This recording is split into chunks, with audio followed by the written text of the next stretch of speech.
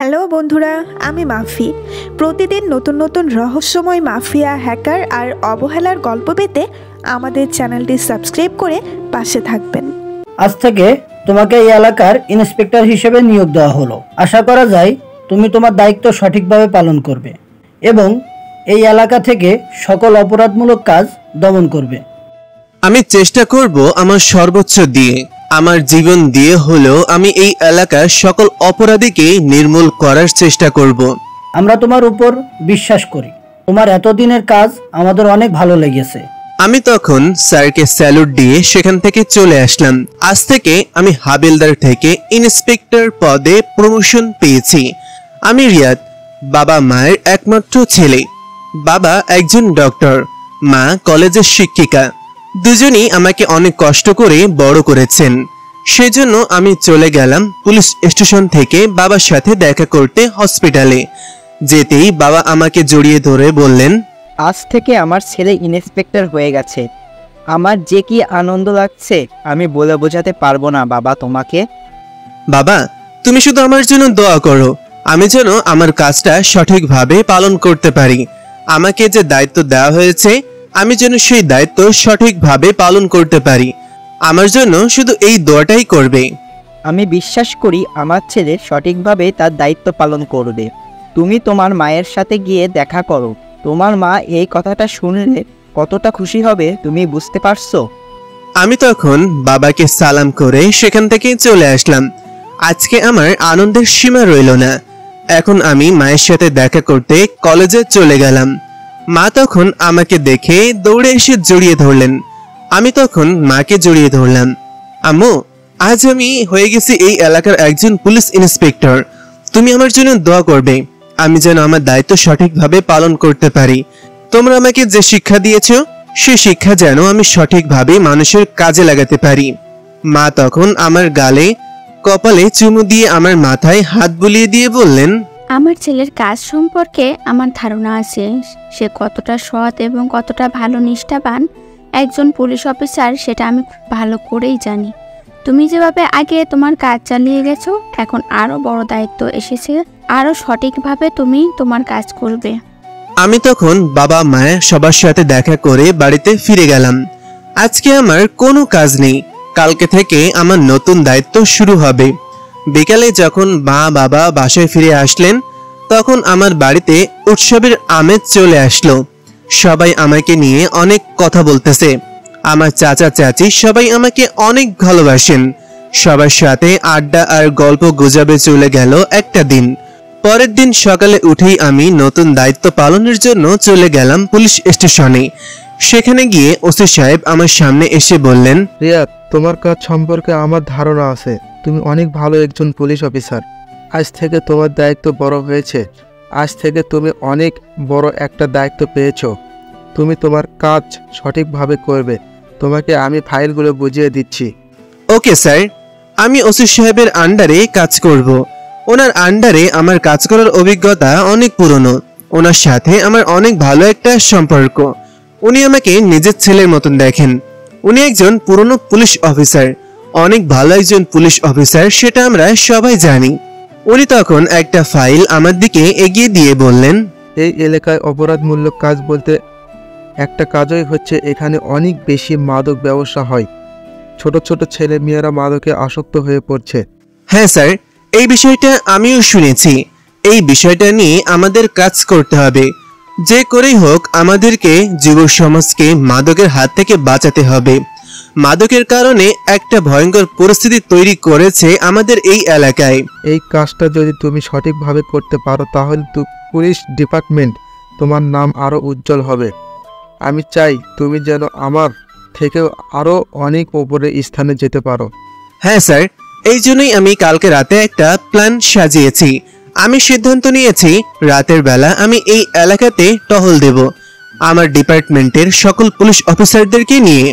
যেখানে মাদক ব্যবসায়ীদের দেখব সেখান থেকেই তাদেরকে ধরে নিয়ে আসব। এটা খুবই ভালো একটা সিদ্ধান্ত নিয়েছ। রাতের বেলা তাদের ব্যবসা অনেক ভালো চলে, তাই তারা রাতের বেলায় অনেক বেশি মাদকে সাপ্লাই দেয়। তাই রাতের বেলা যদি তুমি টহল দাও তাহলে এটা অনেকটা কমে আসবে। ওদিকে আমি সকাল সকাল ঘুম থেকে উঠেই আমার বন্ধু আরিফকে কল দিলাম। আরিফ দোস্ত, কই তুই? আজকে রাতে আমাদের নীলার বার্থডে পার্টিতে যাওয়ার কথা না? নীলার বার্থডেতেও বললো আমাদেরকে পার্টি দিবে। তাহলে এখনো শুয়ে আছিস কেন? তাড়াতাড়ি আয়, আমার সাথে দেখা কর, সব প্ল্যান করতে হবে তো। দোস্ত, আজকে অনেক মজা হবে। আমি এখনই রেডি হয়ে আছি। নীলাকে আমি বলে দিয়ে কালকে রাতে ও বলেছে আজকে আমাদের পার্টি সেন্টারে নিয়ে পার্টি দেবে। তুই চলে আসিস, সময় মতো আমি তোকে নিয়ে আসবো। না, পার্টি সেন্টারে অন্য কোনো জায়গায়। আচ্ছা ঠিক আছে, আব্বু যেন এই বিষয়টা না জানতে পারে। আব্বু যদি এই কথাটা জানতে পারে তাহলে আমাকে অনেক মারবে। আমি আমার আব্বুকে অনেক বেশি ভয় পাই, তাই তাড়াতাড়ি চলে আসবি তোরা, ঠিক আছে? আচ্ছা ঠিক আছে দোস্ত, আমি সময় মতো চলে আসবো। তুই রেডি থাকিস, আজকে আমরা জমিয়ে মজা করব। আমি রিহা, পরিবারের বড় মেয়ে। আমার একটা ছোট ভাই আছে, ক্লাস 7-এ পড়ে, আর আমি ইন্টার 2য় বর্ষে পড়ি। আমার বাবা এই এলাকার ওসি, সেই জন্যই আমাকে সবাই অনেক ভয় পায়। আমার বিরুদ্ধে কেউ কোনো কথা বলতে পারে না। সারাদিন বন্ধুদের নিয়ে আড্ডা আর ঘোরাফেরা করে আমার সময়টা কাটে। জীবনটাকে অনেক বেশি উপভোগ করতে চাই আমি, সেজন্যই বাবার আড়ালে আমি পার্টিতে প্রতিদিনই যাই। বাবা অনেক রাতে বাসায় ফিরেন, তাই আমার কথা কেউ কিছু জানতেও পারে না। আজকে আমার বান্ধবী নীলার বার্থডে, সেজন্যই আমার বন্ধু আরিফকে কল করেছিলাম। আরিফ বললো আমাকে এসে নিয়ে যাবে, সেজন্যই আমি তাড়াতাড়ি উঠে গেলাম। এখন আমাকে রেডি হতে হবে। আমি একটা জিন্স আর একটা টি শার্ট পরে বেরিয়ে গেলাম পার্টির উদ্দেশ্যে। যখন ঘর থেকে বের হতে যাব তখনই আম্মু আমার সামনে এসে বলল, এই দুপুরবেলায় কোথায় যাচ্ছিস? তোকে বলেছি তাড়াতাড়ি ঘুম থেকে উঠতে। আজকেও তুই কলেজ গেলি না। তোর বাবা যদি এটা জানতে পারে তাহলে কতটা রাগ করবে মানুষটা। অনেক কষ্ট করে তোদের জন্য, কিন্তু তোরা তাকে একটুও সম্মান করিস না। তোর ছোট ভাইটা সকালে উঠে স্কুলে গেল, কিন্তু তুই এত বড় হয়ে গেছিস কিন্তু তোর ছোট ভাইয়ের মতন হতে পারলি না। মা, আমি এখন আর স্কুলে পড়ি না, আমি এখন কলেজে পড়ি। স্কুলে পড়ার সময় তো আমি নিয়মিত স্কুলে যেতাম, এখন আমি কলেজে পড়ি। কলেজে প্রতিদিন যাওয়ার প্রয়োজন হয় না মা। তোর বাবার অনেক স্বপ্ন তোকে একজন ডাক্তার বানাবে, কিন্তু তুই এরকম যদি ঘোরাফেরা করিস তাহলে কিভাবে পড়াশোনা চালাবি? পড়াশোনা তো একদম খারাপ অবস্থা তোর। আমি কলেজের ম্যাডামের সাথে কথা বলেছিলাম। মা, আমার এত পড়াশোনা করে কি হবে? 2 দিন পরে তো আমার বিয়ে হয়ে যাবে, তখন আমি আমার স্বামী সংসার নিয়েই তো ব্যস্ত হয়ে পড়বো। এসব পড়াশোনা করার কোনো দরকার নেই। আমি এখন জীবনটাকে উপভোগ করতে চাই। কোনো দরকার নেই এসবের। আর কে বলেছে বিয়ে করলেই পড়াশোনা সবকিছু বন্ধ হয়ে যাবে? আমরা তোকে এমন একটা ছেলের সাথে বিয়ে দেব যে তোকে বিয়ের পরেও চাকরি করতে দিবে। সেজন্য তোর বাবা অনেক স্বপ্ন তোকে একজন ডাক্তার বানাবে। তুই তোর বাবার স্বপ্নটা পূরণ করবি না? মা, এখন আমি এসব কথা শুনতে চাই না। এখন আমাকে বাইরে যেতে হবে। তুমি প্লিজ আমারে আটকাইও না, আমাকে এখন যেতে হবে। আমার বন্ধু বান্ধবরা বাইরে অপেক্ষা করছে আমার জন্য। আবার সে রাতের বেলায় ফিরবি? তোর মতন মেয়েরা বাইরে থাকে না, তাড়াতাড়ি বাসায় ফিরে আসিস। আর তুই এসব কি সব জামা কাপড় পরেছিস? বাঙালি মেয়েরা এসব জামা কাপড় পরে না। মা, এটা মডার্ন যুগ, আগের যুগের মতো কথা বলো না। এসব বাঙালি মেয়েরা পরে না, কে বলেছে? আমাকে এখন যেতেই হবে, না হলে লেট হয়ে যাবে। মা আমাকে অনেক বাধা দিচ্ছিল। আমি মায়ের কথা না শুনে সেখান থেকে তাড়াতাড়ি বেরিয়ে আসলাম, কারণ এখন সেখানে থাকলে মা বিভিন্ন রকম কথা বলবে। সেজন্য আমি বাইরে চলে আসি। বাইরে এসেই কল দিই আমার বন্ধুকে। আরিফ আসার পর আরিফকে বললাম, দোস্ত, অনেকদিন হলো খাই না, আজকে একটা ব্যবস্থা করে নিয়ে আয় না, যে করেই হোক। আমার কাছে কোনো টাকা নেই বান্ধবী, তুই আমাকে টাকা দিয়ে দে, আমি ব্যবস্থা করতে পারবো। আমার যা টাকা ছিল সব টাকা খরচ হয়ে গেছে, তুই প্লিজ টাকাটা দিয়ে দে। আরে তোরা টাকা নিয়ে কোনো টেনশন করিস না, কেননা আজকে আমার বার্থডে না। বললাম তো তোদেরকে ট্রিট দিব, তাহলে আজকে আমি সবকিছু টাকা দিব। আজকে রিহাকে টাকা দিতে হবে না, তুই ব্যবস্থা কর, আজকে সবাই মিলে পার্টি করব। কিন্তু একটা সমস্যা দোস্ত, পার্টি কোথায় হবে? আমি কদিন ক্লাবে যেতে পারবো না। তোরা কোনো চিন্তা করিস না, আজকে বাবা আমার সবাই নানুর বাড়িতে গেছে। আমার বাড়িতে আজকে পার্টির ব্যবস্থা করব। তোরা আমার বাড়িতে সময় মতো চলে আসবে, সন্ধ্যা থেকে চলে আসবে, তখন আমরা আমার বাড়িতে আয়োজন করব। দোস্ত, চিকেনের ব্যবস্থা করেছিস আজকে? আমি অনেক কড়া জিনিস নিয়ে আসবো, এগুলো শুধু শুধু খাওয়া যায় না, তুই চিকেন ফ্রাইয়ের ব্যবস্থা করে রাখবি। কোনো টেনশন করবি না, আমি সব কিছুর ব্যবস্থা করে রাখবো। দরকার হয় রেস্টুরেন্ট থেকে অর্ডার করে নিয়ে আসবো, কিন্তু তোরা সময় মতো চলে আসবি। আর আরিফ, তুই মনে করে একটা সিগারেটের প্যাকেট নিয়ে আসবি, আমার আজকে সিগারেট খেতে ইচ্ছে করছে। আচ্ছা ঠিক আছে, তাহলে আমি সময় মতো নিয়ে আসবো, তোরা সবাই রেডি হয়ে থাকিস। আমি কি আর আবার কোন বন্ধু বান্ধবকে খবর দিব নাকি আমরা 3 জন মিলে পার্টি করব? না, বেশি মানুষের প্রয়োজন নেই। বেশি মানুষ হলে সবাইকে ভাগ দিতে হবে। আমি চাই আজকে মজা করে খেতে, সেই জন্য আমরা 3 জনই থাকবো। আর বেশি মানুষের কোনো প্রয়োজন নেই, পরে সবাইকে নিয়ে ছোটখাটো একটা পার্টি দিয়ে দেব। এরপর তারা দুজন চলে গেল। আমি এখন আর বাসায় যাব না, এখন আমাকে ঘুরতে যেতে হবে। আমার একটা বাইক আছে, সেটা সবার আড়ালে। এটা আরিফের কাছে আমি রেখে দিয়েছি। আরিফ নিজেই চালায়, মাঝে মাঝে আমি এনে চালাই। টাকাটা আমি দিয়েছিলাম বাইক কেনার সময়, বাবা আমাকে টাকা দিয়েছিলেন। সে টাকাটা দিয়েই আমি লুকিয়ে বাইকটা কিনেছি। বাইকটা নিয়ে ঘুরতে শুরু করলাম। এরপর সন্ধ্যার দিকে চলে গেলাম নীলার বাসায়। নীলার বাসায় যেতেই দেখলাম আরিফ সেখানে বড় একটা ওয়াইনের বোতল নিয়ে এসেছে। এটা দেখে আমার আর লোভ সামলাতে পারলাম না, দৌড়ে গিয়ে ওই বোতলটা ধরলাম। তখন আরিফ আমার দিকে তাকিয়ে বলল, আরে এত লাফালাফি করিস না, তুই 2 পেগ খাওয়া পরেই তো এরকম বেহুশ হয়ে যাস। এত তাড়াহুড়া করে করিস না, আমরা সবাই মিলে একসাথে পার্টি খাবো। না দোস্ত, আজকে আমি বেহুশ হব না। আজকে আমি ইচ্ছে মতো খাবো আর যা মনে চায় তা করব।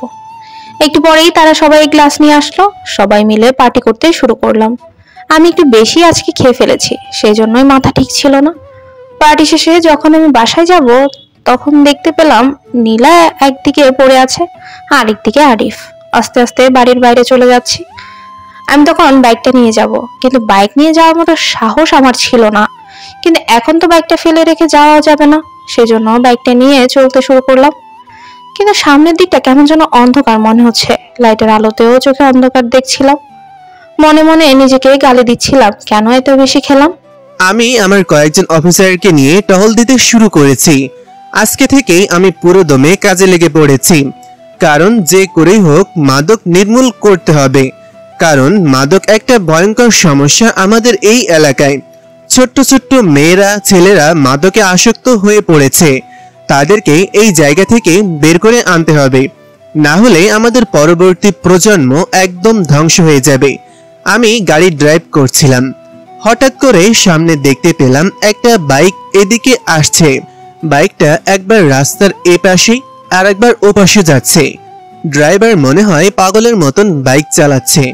আমি তখন তার দিকে তাকালাম, কিন্তু অন্ধকারের কারণে তার মুখটা দেখতে পেলাম না। হঠাৎ করে সে এসে আমার গাড়ির সাথে ধাক্কা দিয়ে পড়ে গেল। কার এত বড় সাহস আমার বাইকে ধাক্কা দিস? তোরা কি জানিস আমি কে? আজকে তোদেরকে জেলের ভাত খাইয়ে ছাড়বো। আমি তখন দৌড়ে গেলাম বাইকের কাছে, কে বাইক চালাচ্ছিল সেটা দেখার জন্য। বাইকের কাছে যেতেই দেখলাম একটা মেয়ে পড়ে আছে। আমি তখন তার সামনে গিয়ে বললাম, এই মেয়ে, এত রাতে তুমি কেন বাইক চালাচ্ছিলে? আর বাইক চালাচ্ছিলে যখন এভাবে চালানোর কি দরকার ছিল এত স্পিডে? আর এরকম আজে বাজে বাইক চালালে তো অ্যাক্সিডেন্ট হবেই। তুমি যে এখন অ্যাক্সিডেন্ট করলে, এখন বাসায় যাবে কি করে? তোর কত বড় সাহস, তুই আমার বাইকে এসে ধাক্কা দিয়েছিস? তুই জানিস আমি কে? আমি এখনই তোকে জেলের ভেতর ঢুকিয়ে দেব। তখন আমার আশেপাশে থাকা পুলিশ অফিসারদের দিকে তাকালাম। তারা হাসতে শুরু করেছে। আমি তাদের হাসি দেখে কিছুটা রেগে গেলাম। তোমরা কি এটা দেখে মজা নিচ্ছ নাকি? তাড়াতাড়ি মেয়েটাকে ওঠাবে আর ওকে ওর বাসায় পৌঁছে দেওয়ার ব্যবস্থা করো। এরকম করে আরেকদিন যদি বাইক চালাও তাহলে কিন্তু তোমার নামে কেস করতে বাধ্য হব। মেয়েটা তখন আজে বাজে গালি দিচ্ছিল, কিন্তু তার কথা শোনার আমার এখন সময় নেই, কারণ তার মুখ থেকে অদ্ভুত রকম বাজে গন্ধ আসছে। আমি বুঝতে পারছিলাম সে মাদক সেবন করে এসেছে, কিন্তু তাকে এখন ধরে নিয়ে যাওয়াটা আমার জন্য কিছুটা কষ্টকর হয়ে যাবে। কারণ একটা মেয়ে মানুষ, তাও বয়স কম, তাকে এখন পরিবারের কাছে দিয়ে দেওয়াটাই ভালো। সেজন্য আমি আমার পুলিশ অফিসারদেরকে দিয়ে তাকে বাড়ি পাঠিয়ে দেওয়ার ব্যবস্থা করলাম। এরপর সেদিনের মতন টহল শেষ করে বাসায় ফিরলাম। পরের দিন যখন পুলিশ স্টেশনে পৌঁছালাম তখন হাবিলদার ইমরান এসে বলল, স্যার, কালকের যে মেয়েটাকে আমরা ধরেছি সেই মেয়েটার ব্যাপারে ইনফরমেশন পেয়ে গেছি। মেয়েটার ইনফরমেশন পেয়ে আপনিও চমকে যাবেন। কেন, কি হয়েছে ইমরান? স্যার, আপনি হয়তো জানেন না, এটা হচ্ছে আমাদের ওসি সাহেবের মেয়ে। কালকে ওসি সাহেব বাসায় নিয়ে পৌঁছে দিয়ে এসেছিল। মেয়েটা অনেক আজে বাজে কথা বলছিল। ওসি সাহেবের মেয়ে এরকম আজে বাজে কাজ করে, এটা তো আমরা আগেও জানতাম না। আচ্ছা, এই বিষয়টা আমি দেখছি। তোমরা এখন চলে যাও, বাকি কাজগুলো করো। আমি ওসি সাহেবকে এই বিষয়ে বলবো। এরপর সে সেখান থেকে চলে গেল। একটু পর আমি ওসি সাহেবের রুমের দিকে গেলাম। তখন দেখলাম সে ফোনের মধ্যে কাকে জানি কল করছে। আজকে সকালে উঠে আবার খেতে ইচ্ছে করলো। এই নেশাটা আমি কাটাতে পারছিলাম না। দুদিন পরে পরে আমার এরকম নেশা উঠে।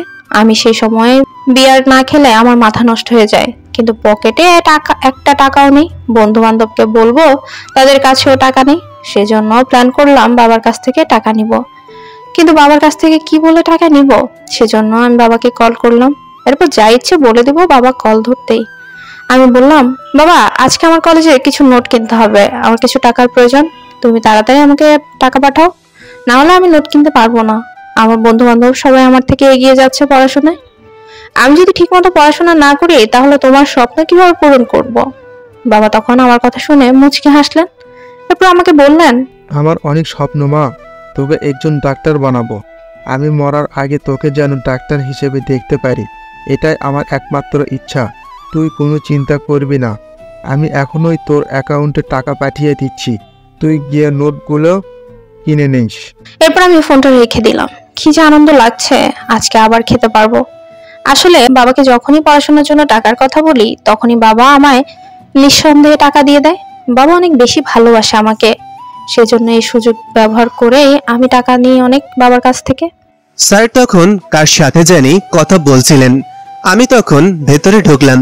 স্যার আমার দিকে তাকিয়ে হেসে বললেন, বুঝলে রিয়াদ, আমার মেয়েটা অনেক ভালো, আমি তাকে অনেক ভালোবাসি। আমার অনেক স্বপ্ন আমার মেয়েটাকে একজন ডাক্তার বানাবো। আজকে আমার মেয়ে কল দিয়েছিল, কলেজের নোটের প্রয়োজন, সেই জন্য। পড়াশোনার অনেক মনোযোগী আমার মেয়ে। স্যার গর্বের সাথে কথাগুলো বলছিলেন। আমি তখন স্যারের এমন মুখ দেখে ভাবতে থাকলাম, স্যারের এই হাস্যোজ্জ্বল মুখটা আমি নষ্ট করতে চাই না। সেজন্য আমি আর কোনো কথা বললাম না, চুপচাপ সেখান থেকে চলে আসলাম। এখন স্যারকে কিভাবে এই কথাটা বলবো? স্যার মন খারাপ করে ফেলবেন। চিন্তায় পড়ে গেলাম, যে করেই হোক স্যারের এই স্বপ্নটা পূরণ করতে হবে, তার মেয়েকে ভালো রাস্তায় ফিরিয়ে আনতে হবে। কিন্তু সে যেই অবস্থায় এখন পৌঁছে গেছে, সেখান থেকে ভালো রাস্তায় ফিরিয়ে আনাটা অনেক কষ্টকর হবে। কিন্তু আমাকে যে করেই হোক তাকে ফিরিয়ে আনতে হবে একটা ভালো জায়গায়, না হলে স্যার আরো অনেক কষ্ট পাবেন। আর আমি স্যারকে কষ্ট দিতে চাই না। উনি অনেক ভালো একজন মানুষ, তার এমন কষ্ট আমি নিজেও সহ্য করতে পারবো না। রাতে আবার আমি টহল দিতে বের হলাম। তখন দেখতে পেলাম সেই মেয়েটা আবারও আসছে। আমি তখন তার দিকে রেগে এগিয়ে গেলাম। সে আমাকে দেখেই বলে উঠল, তুই কালকে সেই ছেলেটা না? তোকে কতবার বারণ করেছি তুই আমার সামনে আসবি না? তুই কি আমাকে ফলো করছিস নাকি? প্রতিদিন তোকে এই জায়গায় দেখি, এই জায়গায় দিয়েই আমি যাই, তুই এই জায়গায় বসে থাকবি না, না হলে কিন্তু আমি বাবাকে বলে তোকে পুলিশকে ধরিয়ে দিব। আমি তখন তার হাতটা ধরলাম। সে আমার দিকে রাগী চোখে তাকিয়ে আছে। আমি তখন তার হাত ধরে বললাম, প্রত্যেকদিন মদ খেয়ে এই জায়গা দিয়ে চলে যাও, যদি তোমার কোনো ক্ষতি হয়ে যায় তাহলে তোমার বাবার কি হবে? তোমার বাবা অনেক ভালো একজন মানুষ, একজন অনেক সৎ পুলিশ অফিসার, কিন্তু তুমি তোমার বাবার নাম নষ্ট করছো। আমি কি করব না করব সেটা আমার একান্ত ব্যক্তিগত বিষয়। আর তুই কে? তুই আমাকে এসব কথা বলার সাহস কই পেলি? আমি তখন তার মুখের দিকে তাকালাম। অসম্ভব সুন্দর একটা মুখ। আমি তার মুখের দিকে অবাক দৃষ্টিতে তাকিয়ে আছি। সে এরকম বাজে কথা বলছে, এটা আমি আশা করিনি। তার মুখ থেকে অনেক বাজে গন্ধ বের হচ্ছিল। আমি তখন তাকে বললাম, দেখো, তোমাকে শেষবারের মতন আমি বারণ করে দিচ্ছি, তুমি আর কোনোদিন মদ খাবে না। যদি আর একদিন মদ খেতে দেখি তাহলে কিন্তু তোমার বাবাকে সবকিছু বলে দেব। আর তোমার বাবাকে বললে তুমি বুঝতেই পারছো তোমার কি হবে। তোমার বাবা তোমাকে অনেক বেশি বিশ্বাস করে, তুমি তার বিশ্বাসের জায়গায় আঘাত দিও না প্লিজ। বাবার কথা বলতে আমার কিছুটা ভয় কাজ করতে শুরু করলো। ছেলেটা যদি সত্যি বাবাকে সবকিছু বলে দেয় তাহলে বাবা অনেক বেশি কষ্ট পাবে, আর আমি চাই না বাবার কোনো কষ্ট হোক। আমি কোনো কথা বলছি না। তখন ছেলেটা আবার আমাকে বলে, আজকে তোমাকে শেষ সুযোগ দিলাম, সেজন্য তোমাকে ছেড়ে দিচ্ছি, না হলে কিন্তু অন্য কেউ হলে তোমাকে ছেড়ে দিতাম না। এখনই তাড়াতাড়ি তোমার বাসায় চলে যাও। আমি তখন সেখান থেকে বাসায় চলে আসলাম। এখন যদি সেখানে দাঁড়িয়ে থাকি তাহলে তার সাথে ঝামেলা হবে। এরপর যদি বাবাকে বলে দেয় তাহলে আমি অনেক ঝামেলায় পড়ে যাব। সেজন্য বাসায় চলে আসি। পরের দিন সকালে তাড়াতাড়ি উঠে গেলাম। আজকে একবার কলেজে যাব চিন্তা করেছি, কারণ বাবা আজকে বাসায় থাকবে। সেজন্য কলেজে চলে গেলাম। কলেজ যেতেই আমার বন্ধু বান্ধব সবাইকে ঘিরে ধরলো। কালকে জানিয়ে দিয়েছিলাম নীলা আর আরিফকে। তাদের সাথে দেখা হতেই আমি আরিফকে বললাম, দোস্ত, দুদিন থেকে একটা ছেলের সাথে প্রতিদিন আমার দেখা হয়। ছেলেটা অনেক ঝামেলা করছে, আমাকে প্রত্যেক দিন মদ খেতে বারণ করে। আমি এখন কি করব? আমাকে হুমকি দিয়েছে বাবাকে বলে দিবে। কার এত পুরো সাহস আমার বান্ধবীকে হুমকি দেয়? ওর হাত পা সব কিছু ভেঙে রেখে দিব। তুই শুধু ছেলেটাকে আমাকে একবার দেখিয়ে দিবি, এরপর কি রকম শিক্ষা আমি দিই। আমি ওকে শিক্ষা দিতে পারতাম, কিন্তু যদি একবার বাবাকে সবকিছু বলে দেয় তাহলে কিন্তু আমি অনেক ঝামেলায় পড়ে যাবো রে। আর আমি চাই না এসব ঝামেলায় পড়তে। যদি বাবা একবার জানতে পারে আমার এই বিষয়টা, তাহলে বাবা অনেক বেশি কষ্ট পাবে রে। আমি চাই না আমার বাবাকে কষ্ট দিতে। তুই কোনো চিন্তা করবি না দোস্ত, তুই একবার ছেলেটার ইনফরমেশন আমাকে দিয়ে দে, এরপর ছেলেটার এমন ব্যবস্থা করব যে আর কোনোদিন তোকে হুমকি দিতে পারবে না। আমার বান্ধবীকে থ্রেট করে এমন সাহস এই এলাকায় কার আছে? ক্লাস শুরু হয়ে গেছে, সব ছাত্রছাত্রীরাই ক্লাসে ঢুকে গেছে, কিন্তু আমরা এখনো বাইরে দাঁড়িয়ে আড্ডা দিচ্ছি। তখন হঠাৎ করে ম্যাডাম আমাদের দিকে এগিয়ে এসে বলল, এই তোমরা সপ্তাহে একদিন ক্লাসে আসো, তাও আবার ক্লাস করো না, বাইরে দাঁড়িয়ে থাকো। তোমাদের কি ইচ্ছে? পড়াশুনো যদি করতে না চাও তাহলে কলেজ থেকে বেরিয়ে যাও। এরকম ঝামেলা করার জন্য কলেজে আসার কোনো দরকার নেই। কলেজে আসলেই একটা না একটা ঝামেলা করো তোমরা। ম্যাডাম প্রতি সপ্তাহে এই কথাটা আমাদেরকে বলেন, কারণ কলেজে আসলেই আমরা একটা না একটা ছেলে মেয়েকে মেরে পুরো সপ্তাহ কলেজ আসি না।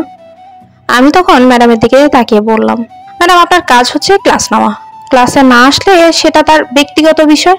আপনাকে কলেজ কর্তৃপক্ষ বেতন দেয় ক্লাস করানোর জন্য, আমাদের দেখাশোনা করার জন্য নয়। বলতে না বলতেই ম্যাডাম আমার গালে থাপ্পড় দিয়ে দিলেন। আমি তখন ম্যাডামের দিকে রাগী চোখে তাকালাম। ম্যাডাম তখন রেগে আমার দিকে তাকিয়ে বলল, আমার জীবনে আমি অনেক বাজে ছাত্রছাত্রী দেখেছি, কিন্তু তোমার মতো এত জঘন্য মেয়ে আমার জীবনে আমি দেখিনি। তোমার বাবা মা তোমাকে অনেক কষ্ট করে এই কলেজে পাঠান, কিন্তু তুমি যে এত খারাপ সেটা যদি তারা জানতে পারেন তাহলে তারা অনেক কষ্ট পাবে। তোমার কি পারিবারিক কোনো শিক্ষা নেই? ম্যাডাম মুখ সামলে কথা বলুন। আমার পরিবারের কথা আপনি কেন বলবেন? আপনাকে বলেছি না আপনি ক্লাস করাতে যান। আপনার সাথে আমি আর কোনো কথা বলতে চাই না। আমার সাথে ঝামেলা করতে আসলে বুঝতেই পারছেন আপনার ঠিক এই অবস্থা হবে যে অবস্থা করেছিলাম গত সপ্তাহে একটা ছেলেকে। কি তোমার এত বড় সাহস? তুমি আমাকে হুমকি দাও? আমি এই কলেজে 10 বছর থেকে পড়াই, এখনো পর্যন্ত কোনো স্টুডেন্টের সাহস হয়নি এত বাজেভাবে কথা বলার, আর তুমি মেয়ে হয়ে এরকম কথা বলতে পারলে? কলেজে কথা বলতে পারবো না এটা কোন জায়গায় লেখা আছে? আপনাকে আমি শেষবারের মতো সতর্ক করে দিতে চাই, আপনি যদি আরেকবার এসে আমাদের সাথে এমন ঝামেলা করেন তাহলে কিন্তু আপনাকে উচিত শিক্ষা দিয়ে দিব। ম্যাডাম তখন রেগে সেখান থেকে প্রিন্সিপালের রুমে চলে গেলেন। আমি তখন সেখানে দাঁড়িয়ে আছি। ম্যাডাম প্রিন্সিপালের রুমে গিয়ে বললেন, আচ্ছা রিয়া দিন দিন অনেক বেয়াদব হয়ে যাচ্ছে। আজকে আমাকে হুমকি দিয়ে গেছে আমাকে নাকি সে শিক্ষা দেবে। সে আমাকে কি শিক্ষা দেবে? পুরো সপ্তাহ কলেজে আসে না, যদিও একদিন কলেজে আসে সেদিন কাজ করে না, বাইরে এসে ছেলে মেয়েদের সাথে আড্ডা দেয় আর বিভিন্ন প্রকার খারাপ কাজ করে। কি ওর এত বড় সাহস আমার কলেজের একটা ম্যাডামকে এরকম বাজে কথা বলে? কালকে ওর পরিবারের লোকজনকে আমি নিয়ে আসব, ওকে একটা উচিত শিক্ষা দিতে হবে। রোজ ক্লাসে আসে না, আবার এত বড় বড় কথা বলে। হ্যাঁ স্যার, ওর পরিবারের সাথে কথা বলতেই হবে। ও যদি এভাবে পড়াশোনা না করে তাহলে তো ওর জীবনটা নষ্ট হয়ে যাবে। ওর মতো মেয়েরা কত ভালো ক্লাস করছে, কত বড় বড় পজিশনে যাচ্ছে, কিন্তু ও একটা নষ্ট মেয়ে হয়ে যাচ্ছে। এরপর প্রিন্সিপাল স্যার আমার বাসায় কল করলেন। আমি বুদ্ধি করে আগে থেকে মায়ের নাম্বার দিয়ে রেখেছিলাম, কারণ বাবাকে কেউ কল করতে পারবে না। বাবার নাম্বারে আমি দেইনি। যখন মায়ের নাম্বারে কল দিলেন তখন মা ফোন ধরে বললেন, হ্যালো, কে বলছেন? জি ম্যাডাম, আমি কলেজের প্রিন্সিপাল। হ্যাঁ স্যার বলুন। আপনার মেয়ের ব্যাপারে একটা অভিযোগ দিতে কল করেছি। আপনার মেয়ে দিন দিন অনেক খারাপ হয়ে যাচ্ছে। সে অনেক বাজে কাজ করে, পুরো সপ্তাহ কলেজে আসে না। যদি একদিন কলেজে আসে সেদিনও ক্লাস না করেই বাইরে আড্ডা দেয়। ওকে আপনারা একটু বোঝাবেন। আজকে আমাদের কলেজের একটা ম্যাডামের সাথে সে বেয়াদবি করেছে। আমরা কি বলবো স্যার, আমরা অনেক বোঝানোর চেষ্টা করছি। ও ওর বাবাকে অনেক বেশি ভয় পায়। আপনারা আবার কিছু করলে ওর বাবাকে বোঝানোর চেষ্টা করুন। আমি অনেক চেষ্টা করছি ওকে বোঝানোর, কিন্তু কিছুতেই বুঝতে চায় না। ম্যাডাম, আমার যতটুকু সম্ভব বোঝানোর চেষ্টা করেছি, কিন্তু আপনার মেয়ে অনেক বেয়াদব। সে আমাদের সাথে বেয়াদবি করা শুরু করে দেয়। ওর বাবার নাম্বার আমাদের কাছে নেই, আপনি যদি একটু ব্যবস্থা করে দিতেন। আচ্ছা, আজকে বাসা আসুক, আমি ওর সাথে কথা বলবো। যদি ও পরে আবার এরকম বেয়াদবি করে তাহলে ওর বাবার কাছে একটা বিচার দিবেন, তখন আমি আপনাদের ওর বাবার নাম্বার দিয়ে দেব। দয়া করে আমার একটা ব্যবস্থা করুন। ওর মতো মেয়েরা কত সুন্দর ক্লাস করছে, কত ভালো করে পড়াশোনা করছে, কিন্তু ও দিন দিন খারাপ হয়ে যাচ্ছে। ওকে আপনারা একটু বোঝান। বলেই প্রিন্সিপাল স্যার ফোন রেখে দিলেন। আমি তখন সেখানে ক্লাস না করে বাইরে চলে আসলাম, কারণ আজকে আমি আবার পার্টিতে যাব। ভালো লাগে না এই ক্লাস করতে। পড়াশোনা করে কি লাভ? সেই তো বিয়ে শাদী করে সংসারই করতে হবে। তাই বিয়ের আগে নিজের জীবনটাকে একটু উপভোগ করতে চাই। আমি পুলিশ স্টেশনে বসে আছি, শুধু বারবার রিয়ার কথা মনে হচ্ছে। মেয়েটাকে দেখতে অনেক সুন্দর আর অনেক ভালো, কিন্তু এরকম হারাম কাজ করবে সেটা আমি কোনোদিনও ভাবিনি। কিন্তু ওসি সাহেবকে কথাটা বলতে পারছি না। আমি তখন হাবিলদারকে ডেকে নিয়ে আসলাম। ইমরান আমার সামনে এসে বলল, স্যার আমাকে ডেকেছিলেন? তোমাকে ডেকেছিলাম যেই জন্য তুমি ওসি সাহেবের মেয়ের ব্যাপারে কাউকে কিচ্ছু বলবে না। তুমি আর আমি এই বিষয়টা জানি, আর কাউকে এই বিষয়টা বলার দরকার নেই। এর সাথে ওসি সাহেবের সম্মান জড়িয়ে আছে, ওনার সম্মান নষ্ট হতে পারে। ওকে স্যার, আপনি কোনো চিন্তা করবেন না। কিন্তু তোমাকে ওর ওপর নজর রাখতে হবে। ওকে এভাবে নষ্ট হতে দিলে হবে না। তুমি ওর ব্যাপারে খোঁজ খবর নেবে। সে কখন কোথায় যায়, কি করে, সব ইনফরমেশন আমার চাই। ওকে স্যার, আমি ওর পিছনে লোক লাগিয়ে দেব, আর আমি নিজেও খেয়াল রাখব কোথায় যাচ্ছে। আপনাকে ইনফরমেশন সময় মতো এনে দিয়ে দেব। এরপর ইমরান সেখান থেকে চলে গেল। আমি বাসায় এসে পৌঁছালাম। বাসায় আসতেই দেখি আম্মু আমার জন্য আগে থেকেই সোফায় বসে আছেন। আমি তখন আম্মুর কাছে গিয়ে বললাম, আম্মু তুমি তো এত তাড়াতাড়ি বাসায় আসো না। আজকে আমি তাড়াতাড়ি বাসায় চলে আসলাম, এসে দেখি তুমিও চলে আসছো। আর এভাবে বসে আছো কেন? কলেজে কোনো সমস্যা হয়েছে? আর বলিস না বাবা, একটা মেয়েকে নিয়ে অনেক ঝামেলায় আছি। সপ্তাহে একদিন কলেজে আসে, সে একদিন এসেও ক্লাস করে না, আবার আজকে আমার সাথে বিয়াদবি করেছে। কি করেছে মেয়েটা? আমি তাকে বলেছিলাম ক্লাস করতে, কিন্তু সে বলেছে আমি নাকি কলেজের টাকা পাই শুধুমাত্র ক্লাস করানোর জন্য। কে কি করলো সেটার জন্য নাকি আমাকে রাখা হয়নি, আমি যেন ক্লাসে মনোযোগ দেই। এরকম বেয়াদবি করে কথা বলেছে। ওর পরিবারের সাথে কথা বলেছি, পরিবারের লোকজন কেউ তাকে বোঝাতে পারছে না। আমার তখন রিহার কথা মনে আসলো, কিন্তু মাকে সেটা বললাম না। ওদিকে বাসায় আসলাম। বাসায় আসতে আম্মু আমার দিকে এগিয়ে আসেন। আম্মু অনেক রেগে আছেন, সেটা বুঝতেই পারছি। আমি তখন আম্মুর দিকে তাকালাম। আম্মু আমার কাছে এসে আমার গালে থাপ্পড় দিয়ে চিৎকার করে বললেন, তুই আমাদের মান সম্মান আর কত নষ্ট করবি? আজকে কলেজের প্রিন্সিপাল আমার কাছে কল করেছিল, কলেজে নাকি একটা ম্যাডামের সাথে তুই বেয়াদবি করেছিস। তুই আর কি করতে চাস আমাদের? তোর কি একটু মনুষ্যত্ব বোধ বলতে কিচ্ছু নেই? আম্মু আমি কি করেছি? আমি তো শুধু ম্যাডামকে বলেছি যে যা তার কাজে মনোযোগ দিতে, সে যেন আমার কাজে মনোযোগ না দেয়। কথাটা বলতে আম্মু আবার আমার গালে থাপ্পড় দিয়ে দিল। আমি তখন আম্মুর দিকে রাগি চোখে তাকালাম। আম্মু আমার দিকে তাকিয়ে বলল, দেখ, তোকে আর কিভাবে বোঝালে তুই বুঝবি? তোর বাবা তোকে অনেক কষ্ট করে বড় করছেন। উনি নিজের এত ব্যস্ততার মধ্যেও সময় দিচ্ছেন তোকে, চেষ্টা করছেন ভালো মানুষ হিসেবে গড়ে তুলতে। তার সম্মান তুই নষ্ট করছিস, সাথে নিজের জীবনটাও নষ্ট করছিস। আমি এরকম ভাবেই চলবো। যদি তোমাদের ভালো না লাগে তাহলে আমাকে তোমরা বাড়ি থেকে বের করে দাও, আমি বাড়িতে থাকতে চাই না। এই কথাটা বলে রাগ করে বাসার বাইরে চলে গেলাম। এখন বাসায়ও ভালো লাগছে না, কি করব? একদিন কলেজে গেছি, সেদিন এসে ঝামেলা করলে কি আর কলেজ যেতে ভালো লাগে? সব হয়েছে ওই ম্যাডামের জন্য। ওই ম্যাডামকে একটা উচিত শিক্ষা দিতেই হবে। কি করব ভেবে পাচ্ছিলাম না, সেজন্য চলে গেলাম আরিফদের সাথে দেখা করতে। আরিফদের সাথে দেখা করলে একটা বোতল পাবো, তখন তাদের সাথে দেখা করে দিনের বেলায় সেটা ঢকঢক করে গিলেও ফেললাম। আজকে সন্ধ্যার পর টহলে বের হয়েছি, কিন্তু আজকে আর সেই মেয়েটাকে দেখলাম না। মনে মনে কিছুটা খুশি হলাম যে মেয়েটাকে কিছুটা ভালো হয়েছে। কিন্তু একটু পর ইমরান কোথা থেকে চলে আসলো। ইমরানকে আজকে নিয়ে আসেনি, কিন্তু ইমরান এদিকে আসছে কেন? এসেই আমার সামনে দাঁড়িয়ে বলল, স্যার, আমি ওসি সাহেবের মেয়ের ব্যাপারে একটা ইনফরমেশন জানতে পেরেছি। ওকে এইসব মাদকের ব্যবসা করা দেওয়ার জন্য একটা বন্ধু নাম আরিফ, ছেলেটা নিজেই মাদকাসক্ত। আচ্ছা, তাহলে তুমি ওই আরিফের সাথে দেখা করো, ওকে ধরে নিয়ে আসো, ওর সাথে আমি কথা বলতে চাই। যে করেই হোক এসব কিছু বন্ধ করতে হবে, না হলে ওসি সাহেবের সম্মান থাকবে না। আর ওসি সাহেব এই বিষয়টা যেন না জানতে পারে সেটা খুব সতর্কভাবে দেখাশোনা করবে।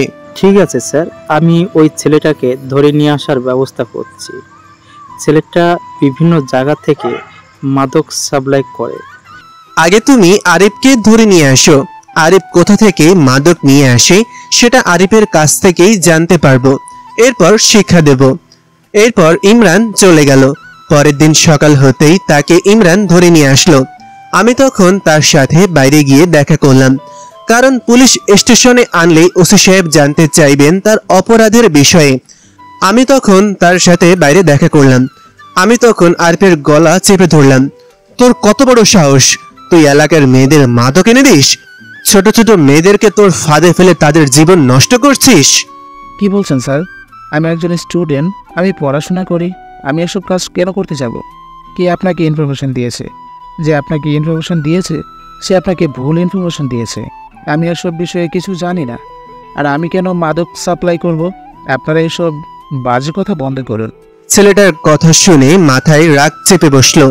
আমি তখন তাকে মারতে শুরু করলাম। ইমরান আমাকে থামানোর চেষ্টা করতেছে, কিন্তু আমি তাকে মেরেই যাচ্ছি। একটু পর চিৎকার করে কান্না করতে লাগলো এবং বলল, স্যার আমার ভুল হয়ে গেছে, আমাকে ক্ষমা করে দিন। আমি আর এই কাজ কোনোদিনও করব না।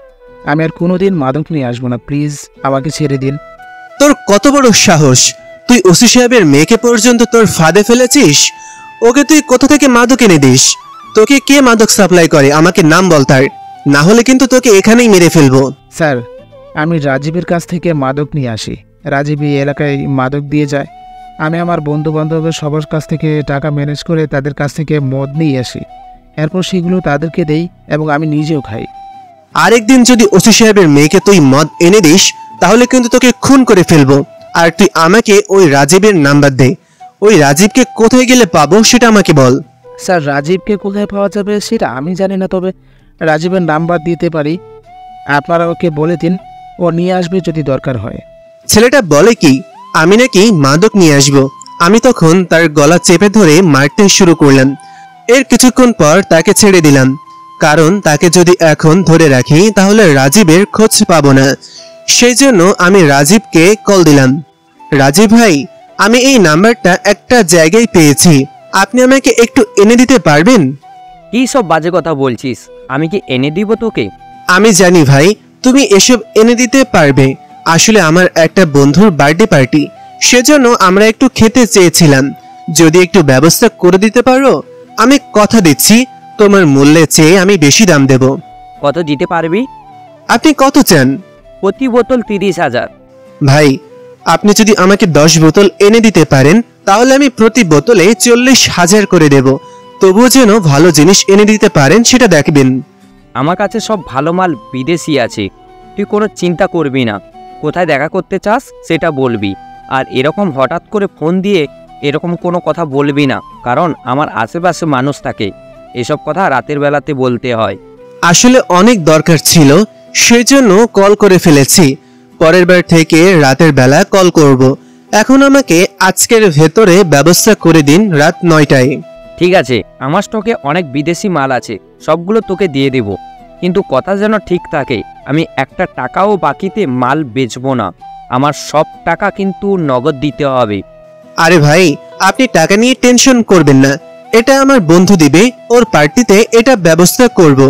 এখানে কিছু মেয়েদেরকেও নিয়ে আসবো, আপনি শুধু মালটা এনে দিবেন। আচ্ছা ঠিক আছে, 3 স্টার মার্কেটের সামনে একটা পানের দোকান আছে, ওখানে অপেক্ষা করবি রাত 9টায়। আমি সময় মতো পৌঁছে যাব। ওখানে টাকা নিয়ে আসবি সাথে করে, কারণ আমি সঙ্গে সঙ্গে টাকা নিয়ে যাব। ঠিক আছে ভাই, আপনি সময় মতো নিয়ে আসবেন, আমি টাকা রেডি করে রাখবো। আপনি আমাকে মাল দেওয়ার সঙ্গে সঙ্গেই আমি আপনাকে টাকা দিয়ে দেব। বলেই ফোনটা রেখে দিলাম। মনে মনে হাসতে শুরু করলাম, শালা আজকে একবার আয়, এরপর দেখি তোর কি অবস্থা করি সেটা দেখতে পারবি। অপেক্ষা করতে শুরু করলাম রাতের, কারণ আজকে রাতে আসল অপরাধীকে ধরতে পারবো। রাত 9টায় আমি দাঁড়িয়ে আছি সেই পানের দোকানের সামনে। তখন একটা লোক হঠাৎ করে আমাদের সামনে এগিয়ে আসলো। আমি মনে মনে ভাবলাম এটাই হয়তো রাজীব হবে। হাতে কয়েকটা ব্যাগ নিয়ে এসেছে। আমার কাছে এসে বলল, তুই কি আমাকে কল করেছিলি? হ্যাঁ ভাই, আমি আপনাকে কল দিয়েছিলাম। আপনি কি জিনিসগুলো এনেছেন?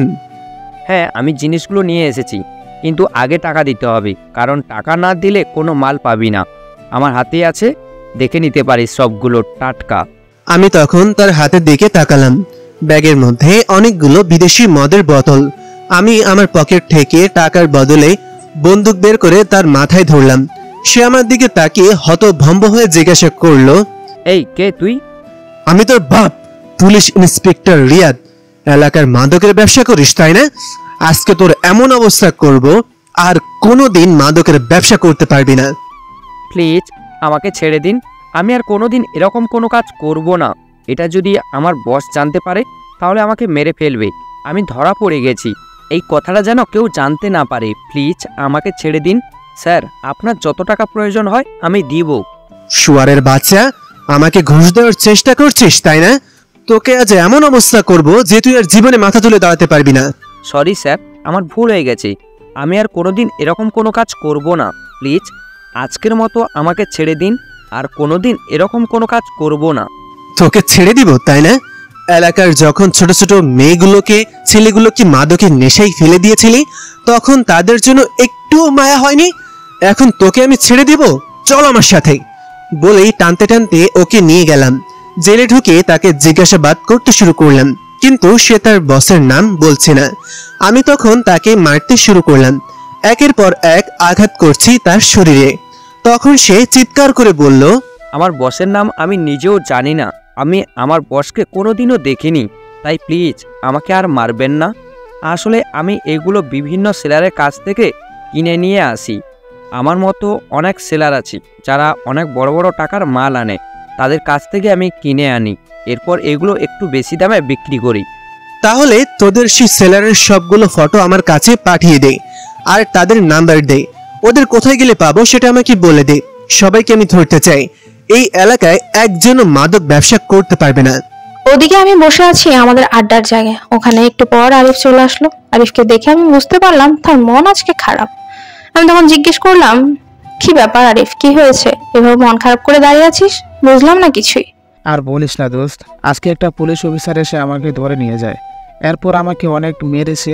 তোকে কেন আমি বোতলে এনে দিই সেটা জিজ্ঞাসা করছিল, আর কোনোদিন এনে না দেওয়ার কথা বলেছে। কি বলছিস? এটা পুলিশ কিভাবে জানলো যে তুই আমাকে এসব এনে দিস? এই ইনফরমেশনটা পুলিশের কাছে কিভাবে গেল? যদি বাবা এই বিষয়টা জানতে পারে তাহলে তো আমি একদম শেষ হয়ে যাবো রে। পুলিশ এই কথাটা জানলো কিভাবে? আমি জানি না বান্ধবী কিভাবে পুলিশ এই কথাটা জানলো, তবে তোকে আর কোনোদিন এনে দিতে পারবো না। যদি এনে দিই তাহলে আমাকেও মেরে ফেলবে। আমি চাই না এত তাড়াতাড়ি মরে যেতে। আমি তোকে আর কোনোদিন বোতল এনে দিতে পারবো না। তুই অন্য কোনোভাবে ব্যবস্থা করে নিস যদি খেতে চাস। আরে দোস্ত, এসব কি বলছিস? আমি অন্য কাউকে কিভাবে পাবো? আমি তো তোর মাধ্যমে সব লেনদেন করি। তাই প্লিজ দোস্ত, তুই এরকম করিস না। কে তোকে বাধা দিয়েছে? আমাকে তার নাম বল, আমি তাকে উচিত শিক্ষা দিব। যদি পুলিশ অফিসার হয় এরপরেও আমরা তাকে শিক্ষা দিব, কিন্তু এভাবে সবকিছু বন্ধ করে দিস না প্লিজ। আরে পুলিশ অফিসারটাকে আমি এই জীবনে প্রথম দেখলাম। আমি কোনোদিন তাকে এই এলাকায় দেখিনি। জানি না কোথায় থেকে এসে আমাকে এমন মেরেছে, সারা শরীরে ব্যথা হয়ে গেছে। তখন আমি চিন্তা করতে শুরু করলাম, এই বিষয়টা বাবা যদি জানতে পারে তাহলে বাবা আমাকে মেরেই ফেলবে। বাবা আমাকে অনেক বিশ্বাস করে, এখন কি হবে? আমি তখন আরিফকে নিয়ে ঘুরতে শুরু করলাম, কারণ এখন যেভাবেই হোক ওই লোকটাকে চিনতে হবে, কে মেরেছে তাকে। যদি চিনতে না পারি তাহলে পরে আরো ঝামেলা পড়তে হবে। সেজন্যই তাকে খুঁজতে শুরু করলাম, কিন্তু তাকে কোথাও খুঁজে পেলাম না। সন্ধ্যের দিকে যখন বাসায় ফিরে আসছিলাম তখন হঠাৎ করে আরিফ বলে উঠলো, দোস্ত তাড়াতাড়ি বাইকটা ব্রেক কর, সামনে এই পুলিশ অফিসার দাঁড়িয়ে আছে। যদি আমাকে দেখতে পায় তোকে নিয়ে ঘুরে বেড়াচ্ছি তাহলে আমাকে মেরে ফেলবে। প্লিজ দোস্ত আমাকে ছেড়ে দে। আমি তখন সামনে তাকালাম। সামনে তাকাতে আমি অবাক হয়ে গেলাম, কারণ সে ছেলেটা যে আমাকে 2 দিন আগে রাস্তায় ধরেছিল। আমি তখন তার দিকে তাকিয়ে বললাম, দোস্ত তুই কি শিওর এই সেই ছেলেটা যে তোকে মেরেছে? আরে শিওর মানে 100% শিওর। আমাকে এত মার মেরেছে যে আমার পুরো শরীর ব্যথা হয়ে গেছে। ওর নাম আমি কিভাবে বলবো? ওই হচ্ছে সেই পুলিশ অফিসার। তাড়াতাড়ি এখান থেকে পালিয়ে যা, না হলে তোকেও মারতে পারে। আমরা তখন একে অপরের সাথে কথা বলছিলাম, হঠাৎ করে সে পুলিশ অফিসার এগিয়ে আসতে শুরু করলো। সে আমার কাছে এসেই বলল, এই ছেলে, তোমাকে না বলেছিলাম ওর থেকে দূরে দূরে থাকতে? তাহলে কেন তুমি ওর সাথে বাইকে ঘুরছিলে? আবার কোনো প্ল্যান আছে নাকি? বিশ্বাস করেন স্যার, আমার আর কোনো প্ল্যান নেই। আমাকে যে শিক্ষা দিয়েছেন, আমার অনেক শিক্ষা হয়ে গেছে। আমি আর এসব কিছু করব না। আপনার প্লিজ আমাকে ক্ষমা করে দিন। ও আমাকে জোর করে নিয়ে এসেছে, আপনি ওর সাথে কথা বলেন প্লিজ। আমি তখন ওসি সাহেবের মেয়ের দিকে তাকালাম। সে আমার দিকে কেমন যেন অদ্ভুত দৃষ্টিতে তাকিয়ে আছে। আমি তখন তাকে বললাম, এই মেয়ে, তোমাকে আমি কতবার বলেছি এসব কাজ না করতে? তুমি তোমার বাবার সম্মানের কথাটা একটা বারও চিন্তা করলে না? বারবার এসব কাজ করে যাচ্ছ, পরে কিন্তু আমাকে আর থামাতে পারবে না। আমি তখন তার কথা শুনে ভয় পেয়ে গেলাম। কি বলছে ছেলেটা? আমি এতদিন তাকে বিভিন্ন রকম খারাপ কথা বলেছি। সে যে পুলিশ অফিসার সেটা আমি জানতামই না। এখন যদি বাবাকে সব বলে দেয়? আমি তখন তাকে কিছুটা করুণ সুরে বললাম, আচ্ছা ঠিক আছে, আমি সবকিছু ছেড়ে দেব, কিন্তু প্লিজ বাবাকে কিছু বলবেন না। বাবা যদি এই বিষয়টা জানতে পারে তাহলে আমাকে মেরেই ফেলবে। তাই বাবাকে বলবেন না, আমি সবকিছু ছেড়ে দিব, প্রমিস। আচ্ছা, সেটা না হয় বুঝলাম। তুমি কি আমাদের পাশের কলেজে পড়ো? হ্যাঁ, আমি ওখানে ইন্টারে পড়ি। তাহলে তো তুমি সেই মেয়ে যে আমার মাকে অপমান করেছো। তোমার সাহস কি করে হলো আমার আম্মুকে অপমান করার? তুমি নাকি কলেজে সপ্তাহে একদিন যাও, আবার সেই দিন নাকি আবার ক্লাস করো না। আরেকদিন যদি এই অভিযোগ তোমার ওপরে পাই তাহলে কিন্তু জেলের ভিতর ঢুকিয়ে দিব, মাইন্ডে। আমি তখন তার কথা শুনে অবাক হয়ে গেলাম। তার মানে ওই ম্যাডামের ছেলে কি পুলিশ অফিসার? আমি তখন তার দিকে তাকিয়ে আছি। তার বুকের মধ্যে লেখা রয়েছে রিয়াদ আহমেদ। আমি কি বলবো কিছুই বুঝে উঠতে পারছি না। তখন তাকে বললাম, আসলে আমি সরি, আর কোনোদিন এমন কোনো কাজ করব না, কিন্তু প্লিজ বাবাকে এই বিষয়ে কিচ্ছু বলবেন না। বাবা যদি এই বিষয়ে জানতে পারে তাহলে আমাকে মেরেই ফেলবে। প্লিজ বাবাকে কিছু বলবেন না। তোমার বাবাকে না বলার জন্যই তো এতদিন তোমাকে বারবার সতর্ক করেছিলাম। আমি চাই না তোমার বাবা এসব বিষয়ে জানতে পারুক, কারণ স্যারকে আমি অনেক বেশি সম্মান করি, আর স্যারের সম্মান নষ্ট হোক এটা আমি কোনো দিনও চাই না। কিন্তু তোমাকে আর সুযোগ দিব না। এবার থেকে যা করবে তা খুব ভেবে চিন্তে করবে, আর কলেজে প্রতিদিন যাও কিনা সেটা আমি গিয়ে চেক করব। পড়ে গেছি মুসিবতে, এখন কি করব? এখান থেকে পালাতে হলে তার সব কথা মেনে নিতে হবে। তাই তার সব কথা মেনে নিয়ে সেখান থেকে চলে আসলাম। আরিফকে অন্যদিকে পাঠিয়ে দিল, কারণ আরিফকে আমার সাথে আসতে দেবে না সে। সেজন্য বাইকটা নিয়ে বাসায় চলে আসলাম। বাসায় আসার পরের দিনই যখন কলেজে গেলাম তখন ম্যাডামের কাছে গেলাম। ম্যাডাম আমাকে দেখে সরে যেতে চাইলে আমি আস্তে আস্তে বললাম, আসলে ম্যাডাম সরি, আমি আর কোনোদিন এমন কোনো কাজ করব না। আমার ভুল হয়ে গেছে। আমি আপনার সাথে অনেক বেশি খারাপ ব্যবহার করে ফেলেছি। আর কোনোদিন এমন কোনো কাজ করব না ম্যাডাম। আচ্ছা ঠিক আছে, যা করেছো তা আর কোনোদিন করার চেষ্টা করবে না। তাই এখন থেকে নিয়মিত ক্লাস করবে আর প্রতিদিন কলেজে আসবে। আচ্ছা দোস্ত, তুই কি সত্যি সত্যি সবকিছু ছেড়ে দিবি? তুই যদি এসব কিছুই ছেড়ে দিস তাহলে কিভাবে হবে? আমাদের তো সবকিছু একদম মাটি হয়ে যাবে। তুই না থাকলে কোনো কিছুই ভালো লাগবে না। আমি তখন সেখান থেকে চলে আসলাম। কলেজ ক্যাম্পাসে বসে আছি, কি করব কিছুই বুঝতে পারছি না। এসব প্যারা আর ভালো লাগছে না। তখন হঠাৎ করে নীলা বলে উঠলো, তুই কি করতে চাইছিস আমাকে ক্লিয়ার করে বলতো। আরে তুই কি ভাবছিস ওরকম সস্তা একজন পুলিশ অফিসার আর এই ম্যাডামের জন্য আমি সবকিছু ছেড়ে দিব? আমি তো শুধু ওদের সামনে অভিনয়টা করছি। ওদের কেমন শিক্ষা দিব যে আর কোনোদিন আমার সাথে লাগতে আসবে না। ওরা বুঝে যাবে আমি কি জিনিস। আমি সত্যি এখনো তোর কোনো কথা বুঝতে পারছি না দোস্ত। তুই আমাকে একটু ক্লিয়ার করে সবকিছু বুঝিয়ে বল। হ্যাঁ দোস্ত, আমিও তো কিছু বুঝতে পারছি না। কি বলছিস? কি হয়েছে? কিছুই তো বুঝতে পারছি না। এবার আমি এমন একটা প্ল্যান করেছি, প্ল্যানে একবার ফেসে গেলে ওই পুলিশ অফিসারের একদম সবকিছু শেষ হয়ে যাবে। ওকে আমি এই এলাকা ছাড়া করব, আমার সাথে লাগতে আসবে আর আমি তাকে ছেড়ে দিব। এটা তোরা কিভাবে ভাবলি? সবকিছুই সময় মতো বুঝে যাবে। এখন আমি যা করছি তা আমাকে করতে দে। আমি একটা প্ল্যান করেছি। প্ল্যানটা যদি একবার সাকসেসফুল করতে পারি তাহলে ওই অফিসার একদম ধ্বংস হয়ে মাটিতে বসে পড়বে। এরপর আমি পুরো ক্লাস মনোযোগ দিয়ে করলাম। এইসব ক্লাস আমার একদম ভালো লাগছে না। কি সব ঝামেলা মনে হচ্ছে, কিছুই বুঝতে পারছি না।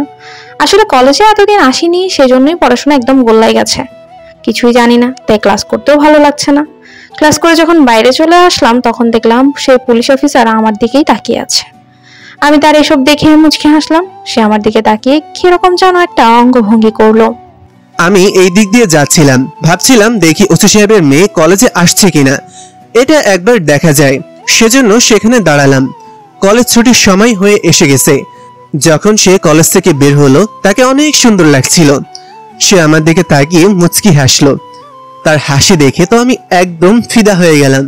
চুপচাপ তার দিকে তাকিয়ে আছি। আমার মুখ দিয়ে কোনো কথা বের হচ্ছে না, অসম্ভব সুন্দর লাগছে তাকে।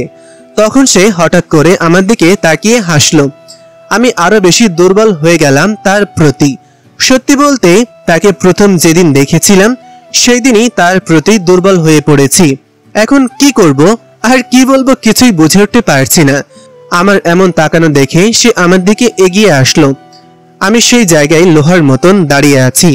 সে আমার সামনে এসে বলল, আসলে আই এম রিয়েলি সরি। আমি বুঝতে পারিনি আপনার সাথে কি করে ফেলেছি। আর কোনোদিন এমন কোনো কাজ করব না, বিশ্বাস করেন। সে এরকম কথা বলছিল, আমার কেমন যেন ভেতরে এসে আঘাত লাগছিল। আমার মন চাচ্ছিল তাকে জড়িয়ে ধরতে, কিন্তু পারছিলাম না। আমি তখন তাকে বললাম, ইটস ওকে, যা করেছো তুমি তা ভুল বুঝে করেছো।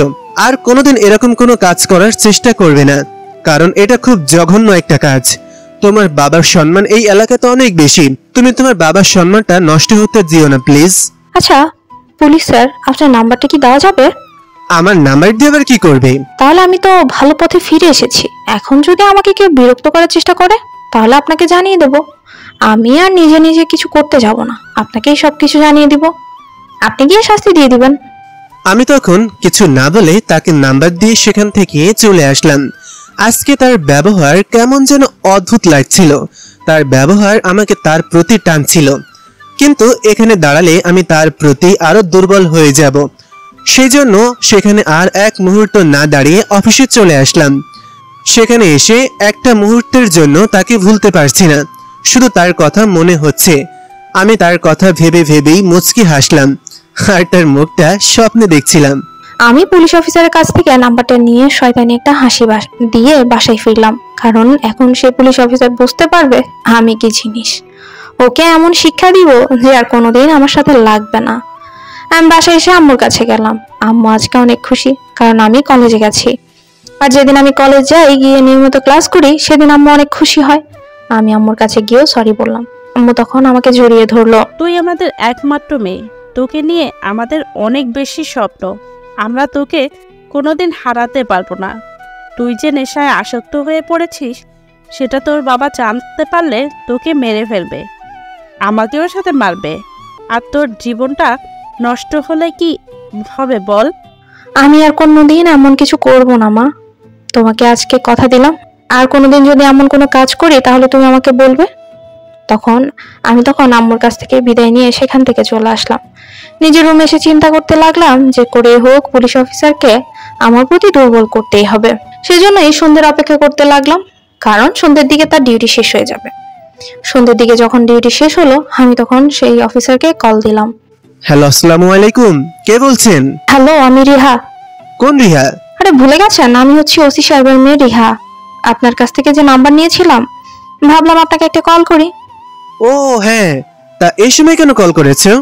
আসলে আমি তো আগে সব সময় নেশা করতাম, কিন্তু আজকে করতে পারছি না, সেজন্য কোনো কিছু ভালো লাগছে না।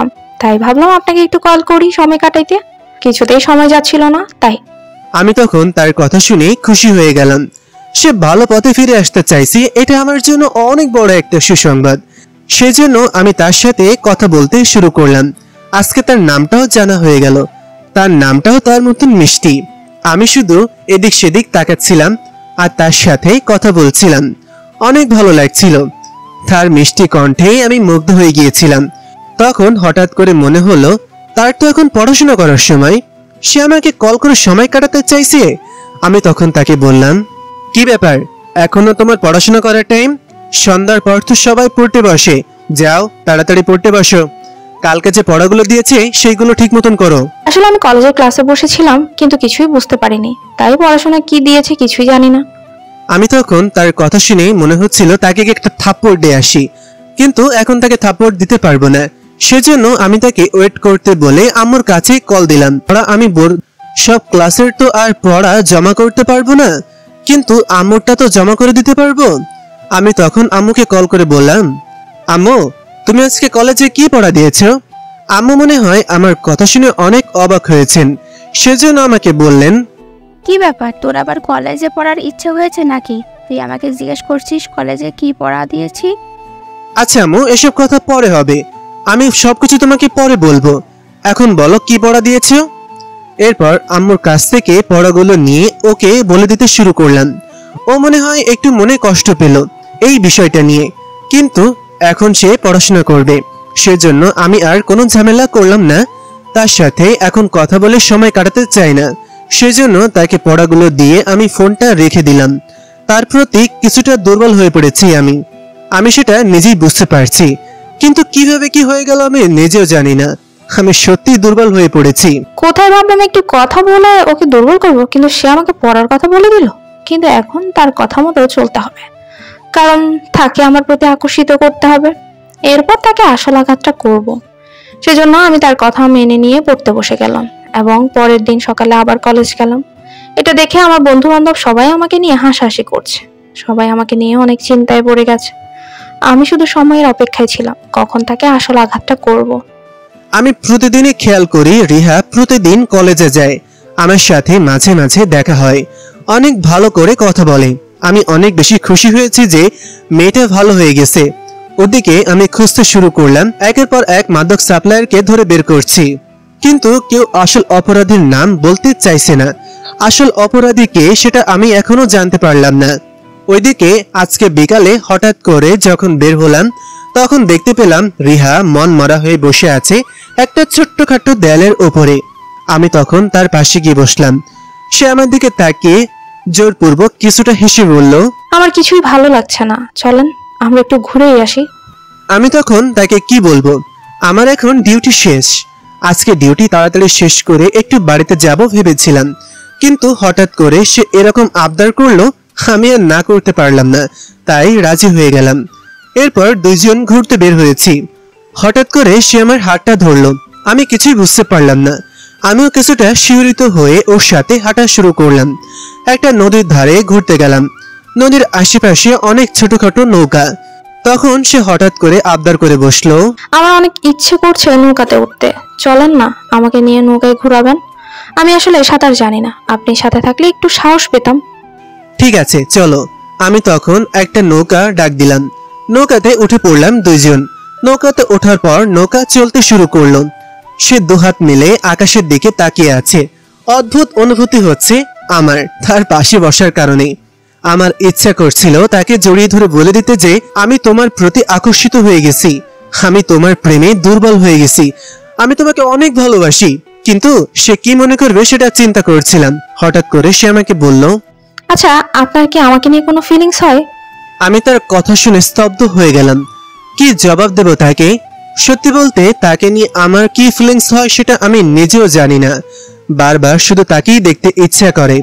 তার কথা আমি ঘুমালেও ভাবি, ঘুম থেকে জেগে উঠেও ভাবি, যে কাজে যাই তার কথাই মনে পড়ে। এখন তার প্রতি আমার কোনো ফিলিংস আছে কি?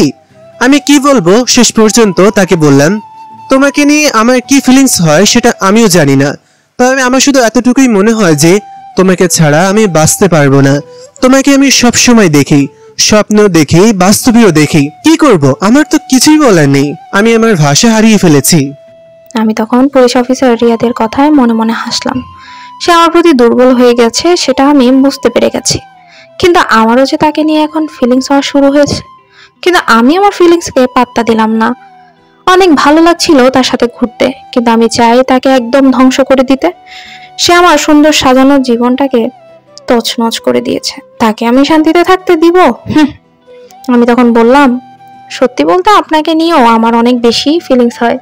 আমি মনে হয় আপনার প্রেমে পড়ে গেছি। আমি কিছুই জানি না, শুধু আপনাকেই দেখতে ইচ্ছে করে। আপনি যখন আমার আশেপাশে থাকেন তখন আমার অনেক ভালো লাগে।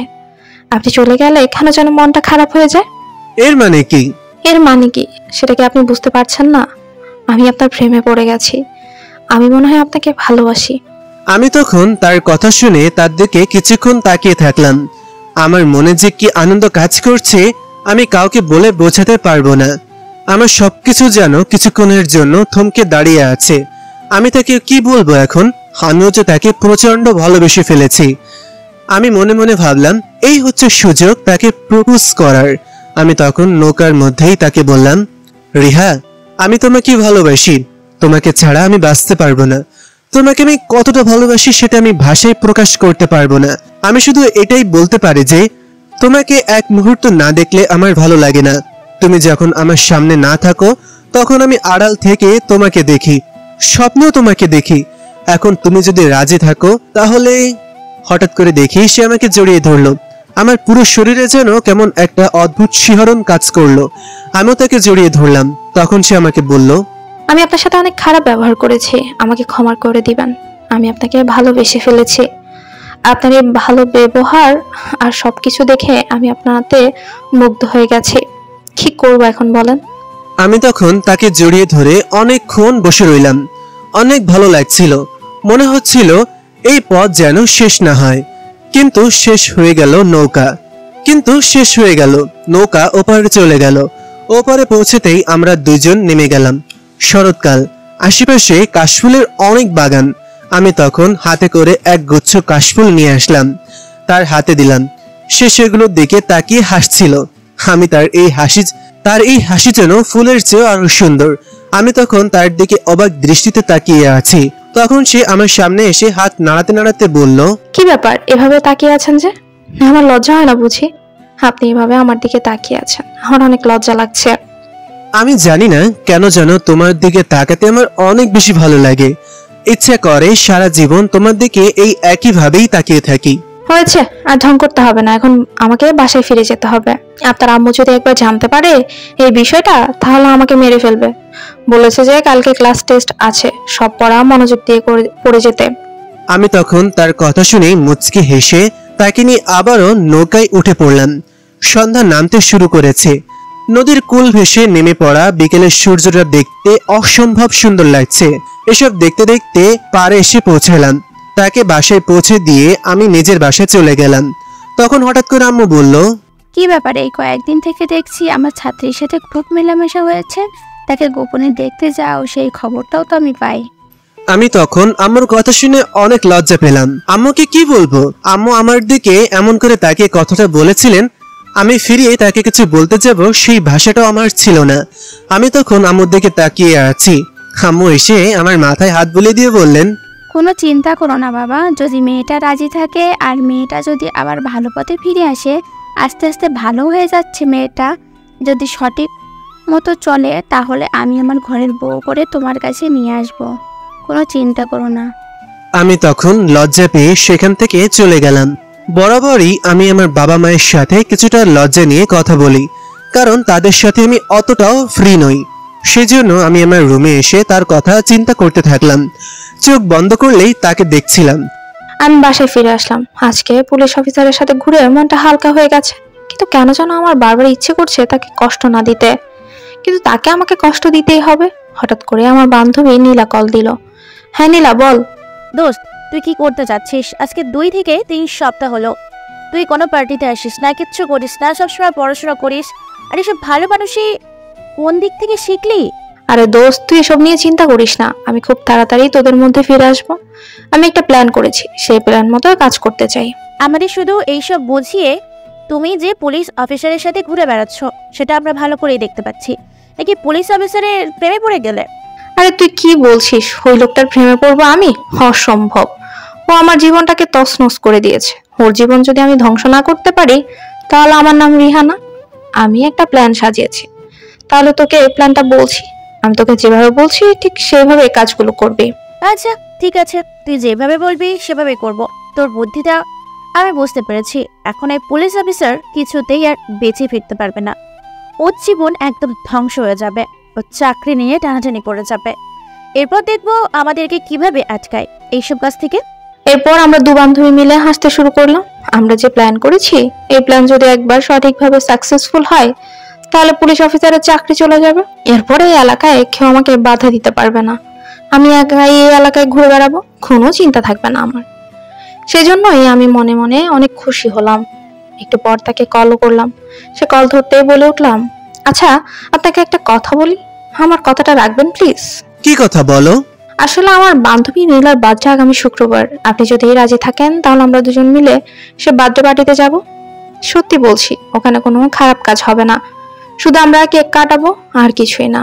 কিন্তু কোনো কিন্তু নয়, আপনি কি আমার এই কথাটা রাখবেন না? আমি আপনাকে নিয়ে ওদের ওখানে যাব। আমি ওদেরকে কথা দিয়ে ফেলেছি, ওরা সবাই ভালো পথে ফিরে আসতে চায়। আপনি আমাদেরকে একটু সাহায্য করুন ভালো পথে ফিরে আসার জন্য। আমি তখন তার কথা শুনে কি জবাব দেব কিছুই বুঝে উঠতে পারছিলাম না। আমি ভাষা হারিয়ে ফেলেছি। সে আমাকে নিয়ে পার্টিতে যেতে চাইছে, এটা মনে হয় ভালো পার্টি, সেজন্য আমি রাজি হয়ে গেলাম। এরপর শুক্রবারের অপেক্ষা করতে শুরু করলাম। শুক্রবার তারা আমাকে নিয়ে পার্টিতে যাবে। আমি তখন রিয়াদকে বিষয়টা বোঝানোর পরে ফোনটা কেটে দিল। রিয়াদ ফোন কাটতেই আমি হাসতে শুরু করলাম। এখন বুঝতে পারবে সে পুলিশ অফিসার আমি কতটা ভয়ঙ্কর। নীলার বার্থডে আজ থেকে 1 মাস আগেই চলে গেছে, কিন্তু এখন আবার আমরা নীলার বার্থডে নামক নাটকটা সাজিয়েছি। এখন সে পুলিশ অফিসারকে এই ফাঁদে ফেলেই ওর জীবনটা ধ্বংস করে দিব। শুক্রবার সকাল হতে আমরা তাকে বোঝাতে শুরু করলাম। সন্ধ্যার দিকে পার্টিতে আমি অনেক সুন্দর করে সেজে গেলাম। একটা কালো গাউন পরেছি। আমি নিজেকে আয়নায় দেখে নিজেই চিনতে পারলাম না। তাকে বলেছি একটা কালো পাঞ্জাবি পরে আসতে। তারপর আমরা দুজন একসাথে দেখা করলাম। আমি তখন তাকে দেখে পুরোই অবাক হয়ে তাকিয়ে আছি। অনেক সুন্দর লাগছে তাকে, কিন্তু এখন তার এসব কাজে দুর্বল হলে হবে না, তাকে আজ শাস্তি দিতে হবে। আমি তখন রিহার দিকে অবাক দৃষ্টিতে তাকিয়ে আছি। কি সুন্দর লাগছে মেয়েটাকে, মনে হচ্ছিল যেন আকাশ থেকে নেমে আসা কোনো পরী। আমি তখন তার দিকে তাকিয়ে আছি। এরপর তাকে নিয়ে নীলার বাড়িতে পৌঁছে গেলাম। নীলার বাড়িতে পৌঁছতে দেখলাম পুরো বাড়ি নানা রঙের বেলুন দিয়ে সাজানো, কিন্তু ভেতরে ঢুকে নীলার বাবা মা কাউকে দেখতে পেলাম না। আমি তখন নীলাকে জিজ্ঞাসা করলাম, কি ব্যাপার নীলা, তোমার বার্থডে পার্টি, কিন্তু তোমার বাবা মা কাউকে তো দেখতে পাচ্ছি না, আঙ্কেল আন্টি কোথায়? আসলে নানু একটু অসুস্থ, সেজন্য আব্বু আম্মু দুজন মিলে নানুকে দেখতে গেছে। হঠাৎ করে অসুস্থ হয়ে পড়েছেন, তাই আপনাদের সবাইকে দাওয়াত করলাম। আপনারা সবাই মিলে আমাকে একটু সাপোর্ট দিবেন। পার্টি শুরু হলো। তাদের কিছু বন্ধু বান্ধবী এখানে আছে, আর তেমন কেউই নেই। আমি তখন কেক কাটতে শুরু করলাম। আমাকে নীলা কেক খাওয়ালো, বাকি সবাইকেও খাওয়ালো। যখন কেক খেলাম তখন সবাই মিলে ড্রিঙ্কস করতে শুরু করলো। আমাকে দেওয়ার পর আমি সেটা শুকিয়ে নিলাম, কোনো সমস্যা নেই, নর্মাল ড্রিঙ্কস। আমি প্রথমে ভেবেছিলাম তারা বিয়ার অথবা মদ নিয়ে আসবে, কিন্তু তারা এটা নিয়ে আসেনি। তারা সত্যিই ভালো হয়ে গেছে, সেটা আমি বুঝতে পেরেছি।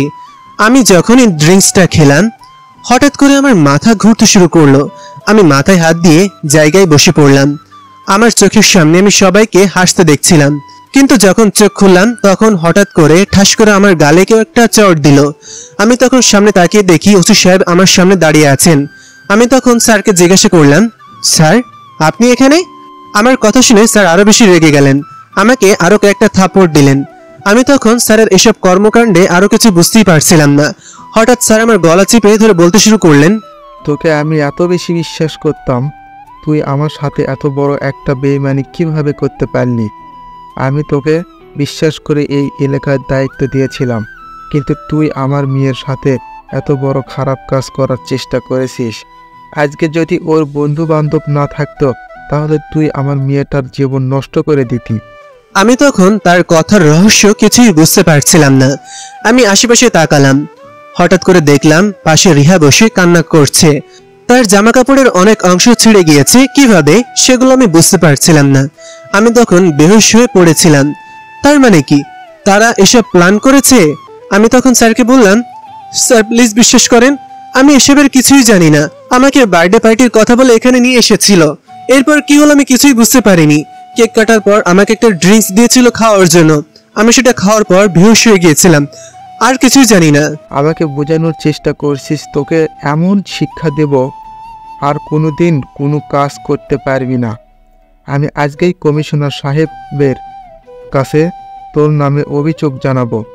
তুই আমার মেয়ের সাথে আমার একমাত্র মেয়ে রিহা, তুই আমার মেয়ের সাথে এরকম কিভাবে করতে পারলি? তোকে তো বিশ্বাস করেছিলাম। প্লিজ স্যার আমার কথা একটা বার বিশ্বাস করেন, আমি এরকম কোনো কাজ করিনি। আমাকে ফাঁসানোর চেষ্টা করছে। রিহা তুমি কেন এরকমটা করলে? রিহা তখন কোনো কথা বলছে না, শুধু কান্না করে যাচ্ছে। ওদিকে নীলা আর আরিফ আমার সামনে এসে ওসি সাহেবের দিকে তাকিয়ে বলল, আঙ্কেল, এই লোকটার সর্বোচ্চ শাস্তি দেওয়ার ব্যবস্থা করুন। আমাদের বান্ধবীর সাথে এই রকম একটা খারাপ কাজ কিভাবে করতে পারলো? একজন পুলিশ অফিসার হয়ে পুলিশের নাম খারাপ করেছে। ওকে আপনারা যত কঠিন শাস্তির প্রয়োজন হয় দিন। তোমরা কোনো চিন্তা করো না, এই ছেলেটার শাস্তির সর্বোচ্চ ব্যবস্থা করব আমি। আজকেই কমিশনার সাহেবের কাছে অভিযোগ জানাবো ওর বিষয়ে। ওকে আমি এই এলাকায় চাকরি করতে দেব না। আমার মেয়ের দিকে হাত বাড়াই এত বড় সাহস ওর। আমি তখন মনে মনে হেসে যাচ্ছি, কিন্তু আব্বুর সামনে কান্নার অভিনয় করতে হবে। যখন আমরা পার্টির আয়োজন করেছিলাম তখন আগে থেকেই প্ল্যান করে সব কিছু রেখে এসেছি। ড্রিঙ্কসের মধ্যে আমরা ঘুমের ওষুধ মিশিয়ে দিয়েছি। এরপর আমি নিজে আমার জামা কাপড়ের অনেক অংশ ছিঁড়ে ফেলি।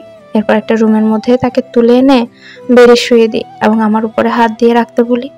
এরপর আমার বান্ধবী নীলাকে আমি আমাদের রুমের মধ্যে লুকিয়ে ভেতর থেকে দরজা বন্ধ করে বসে থাকতে বলি। আরিফ তখন দরজা নক করতে শুরু করে।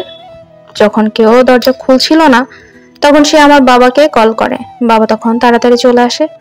এখানে এসে যখন এই অবস্থা দেখতে পায় তখন বাবা অনেক রেগে যায়। বাবা আমাকে অনেক বেশি ভালোবাসে। বাবা যখন দরজা ভেঙে ভেতরে ঢুকে তখন নীলা কৌশলে সেখান থেকে বেরিয়ে যায়। বাবা ভাবেন যে ভেতর থেকে রিয়াদ দরজাটা বন্ধ করে আমার সাথে খারাপ কাজ করার চেষ্টা করেছে, সেই জন্য বাবা রিয়াদকে শাস্তি দেওয়ার প্ল্যান করে। আমি তখন মনে মনে হেসেই যাচ্ছি। রিয়াদ আমার দিকেই তাকিয়ে আছে। আমি তখন মনে মনে বলছি, তোর মতো পুলিশ অফিসারের কি যোগ্যতা আছে আমাকে নিয়ে প্রশ্ন তোলার? আমার সাথে লাগতে এসেছিলি, আজকে তোর এমন শিক্ষা হবে যে আর কোনোদিন এমন কোনো কাজ করবি না, আর কোনোদিন এমন কোনো কাজ করার সুযোগই পাবি না তুই। আমি তখন অনেক চেষ্টা করছি ওসি সাহেবকে বোঝানোর জন্য, কিন্তু তিনি কোনো কিছুই বুঝতে চাইছেন না। তিনি আমাকে সবকিছুর জন্য অপরাধী মনে করেছেন। উনি তখন চলে গেলেন, গিয়ে কমিশনারের কাছে অভিযোগ জানালেন। বিকালে কমিশনার সাহেব আমাকে তার অফিসে ডেকে পাঠালেন। আমি তখন অনেক ভয় পেয়ে গেলাম, কারণ আমার স্বপ্নের এই পুলিশের চাকরি আজ হয়তো চলে যাবে, কিন্তু আমি কোনো কিছুই করিনি। এরপরও আমাকে কেন এরকম শাস্তি দেওয়া হবে? আমি তখন কমিশনার সাহেবের সাথে দেখা করলাম।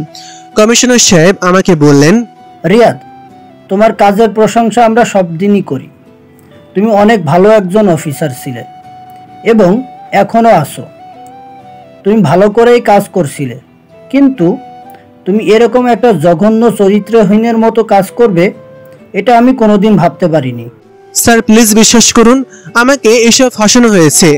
আমি এসব কোনো কিছুই করিনি। আমাকে ঘুমের ওষুধ খাইয়ে আমাকে তারা ফাঁসিয়েছে। আমাকে ফাঁসানোর জন্য তারা এরকম খারাপ কাজ করার চেষ্টা করছে। তারা আমাকে তাদের ফাঁদে ফেলে চাকরি নষ্ট করার চেষ্টা করছে। আমি তাদেরকে মদ খাওয়ার থেকে বারণ করেছিলাম, এই জন্য তারা এসব করছে। আমি জানি না রিয়াদ কে সত্য বলছে আর কে মিথ্যে বলছে। এখন তোমার চাকরি চলে যাবে, এটাই নিয়ম। কিন্তু আমি তোমাকে একটা সুযোগ দিতে চাই, কারণ তোমার চোখের দিকে তাকিয়ে আমি বুঝতে পারছি তুমি হয়তো সত্য কথা বলছো, কিন্তু তোমার বিরুদ্ধে সকল প্রমাণ রয়েছে। তাই তোমার পক্ষে কোনো প্রমাণ নেই। তোমাকে এখন আমাকে শাস্তি দিতেই হবে, কারণ তোমার বিরুদ্ধে অভিযোগ এসেছে। তাই তোমাকে আমি ট্রান্সফার করে দিব। আমি তখন স্যারের কথা শুনে স্যারের দিকে করুণ দৃষ্টিতে তাকালাম। স্যার তখন ইশারায় আমাকে শান্ত হতে বললেন। স্যার নিজের দায়িত্ব পালন করছেন সেটা আমি বুঝতে পারছি, কিন্তু এখন আমাকে মেনে নেওয়া ছাড়া আর কোনো উপায় নেই। আমাকে ট্রান্সফার করে পাঠানো হলো পাশের রাজ্যের একটা জঙ্গলে ঘেরা এলাকায়, যেখানে অনেক বেশি অপরাধমূলক কাজ হয়। এই সকল জায়গায় আমি কোনোদিনও কাজ করতে চাই না, কিন্তু আমাকে সেই জায়গায় পাঠানো হলো। এটা আমার শাস্তি স্বরূপ, আমাকে যেতেই হবে সেখানে। কিন্তু আমি মনে মনে সিদ্ধান্ত নিয়েছি, যাওয়ার আগে শেষবারের মতন একবার রিহার সাথে দেখা করে যাব। তাকে জিজ্ঞাসা করব কেন এমন করলো সে আমার সাথে। আমি তখন কান্না করতে করতে বাসায় ফিরে গেলাম। আমার স্বপ্নের চাকরি, কিন্তু কিছুটা আনন্দ লাগছে চাকরি চলে না যাওয়ার ভয়ে। শুধুমাত্র আমাকে ট্রান্সফার করা হয়েছে। আমি জানি রিহা কোথায় আড্ডা দেয়। পরের দিনই আমাকে চলে যেতে হবে আমার চাকরির জায়গায়, আমাকে যেখানে ট্রান্সফার করা হয়েছে সেইখানে। সেই জন্য শেষবারের মতন বিকালে রিহার সাথে দেখা করতে গিয়ে বললাম, রিহা কেন করলে আমার সাথে এরকম? আমি তো তোমার ভালোই চেয়েছিলাম, আমি তো তোমাকে ভালোবেসেছিলাম, ভালোবেসেই তোমাকে ভালো পথে ফিরিয়ে আনার চেষ্টা করছিলাম। তুমি বুঝতে পারবে একদিন, যেদিন আমি এই এলাকায় থাকবো না। এরপর তুমি আমার মূল্যটা বুঝতে পারবে। তুমি যেদিন ফেসে যাবে সেদিন বুঝতে পারবে এসব কাহিনী। তুই কি ভেবেছিলে আমি তোকে ভালোবেসেছিলাম? আমি তোর সাথে নাটক করেছিলাম এতদিন, তুই আমাকে কি ভালো পথে ফিরিয়ে আনবি? আমার জীবনটাকে তুই তছনছ করে দিয়েছিলি, সেজন্যই তো তোর জীবনের 12টা আমি বাজিয়ে দিয়েছি। আমার জীবনের তুমি 12টা বাজাওনি, নিজের জীবনকে ধ্বংসের পথে নিয়ে যাচ্ছ। তোমার বাবা তোমাকে অনেক ভালোবাসে।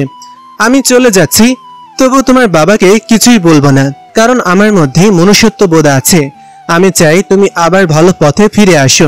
আমি শুধু শেষবারের মতন বলবো তোমাকে, আমি চলে যাচ্ছি এই জায়গা থেকে। তুমি যদি ভালো পথে ফিরে আসো। সে আমার কথা শুনে হাসতে শুরু করলো, কিন্তু আমি সেখানে আর এক মুহূর্ত দাঁড়ালাম না। তাকে সত্যিই ভালোবেসেছিলাম। আমার অনেক কষ্ট হচ্ছিল তার কাছ থেকে চলে আসতে, কিন্তু আমাকে এখন যেতেই হবে। আমি তখন বাড়িতে চলে গেলাম, সবকিছু প্রস্তুত করতে শুরু করলাম। বাবা তখন আমার কাছে এসে মাথায় হাত বুলিয়ে দিয়ে বললেন, তুমি আমার সন্তান, আমি জানি তুমি কোনো ভুল কাজ করতে পারো না। তোমার উপর যে মিথ্যা অভিযোগ তোলা হয়েছে সেটা আমি বিশ্বাস করি না। তুমি এখান থেকে চলে যাচ্ছ ঠিক আছে, কিন্তু আবার ফিরে আসবে, অনেক ভালো হয়েই ফিরে আসবে, আর এর চেয়ে বড় পজিশন ফিরে আসবে, সেই আশাই করি আমি। তুমি শুধু আমার জন্য দোয়া করো বাবা। আমি কোনো ভুল কাজ করিনি এই জীবনে, আর আগামীতেও তোমাদের শিক্ষা আমার সাথে থাকবে। আমি কোনোদিন কোনো ভুল কাজ করব না। এরপর আমি সেখান থেকে মায়ের সাথে দেখা করলাম। মাও আমাকে জড়িয়ে ধরে কান্না করলেন। আমি তখন মাকে অনেক বুঝিয়ে বেরিয়ে আসলাম বাড়ি থেকে। বাইরে গাড়ি প্রস্তুত, আমাকে চলে যেতে হবে। আমাকে যেখানে ট্রান্সফার করা হয়েছে সেইখানে। সেখানে গিয়ে কিভাবে জীবন কাটাবো আমি জানি না। জায়গাটা অনেক ভয়ঙ্কর, সেটা আমি আগে থেকেই জানি। আমি ইমরানের কাছ থেকে অনেক তথ্য নিয়েছি সেই জায়গাটার। সেখানে অনেক বেশি অপরাধমূলক কাজ হয়। আমার জন্য কিছুটা কষ্টের হলেও ভালো লাগছে এটা ভেবে আমি অপরাধ দমন করতে পারবো। এতে করে আমার মৃত্যু হতে পারে। আমি আমার মৃত্যুটাকে হাতে করে নিয়ে যাচ্ছি। আমি জানি আমি মরে যাব, কিন্তু মনে মনে একটাই আশা, রিহা যেন ভালো পথে ফিরে আসে। কি ভাবছেন এখানেই শেষ? না ভাই, এখনো আসল মজা বাকি, সবে তো শুরু। পরের সিজনের জন্য অপেক্ষা করুন। আশা করি পরবর্তী সিজনে অন্যরকম কিছু থাকবে, তাই সবাই সাবস্ক্রাইব করে বেল আইকনটি অন করে রাখুন।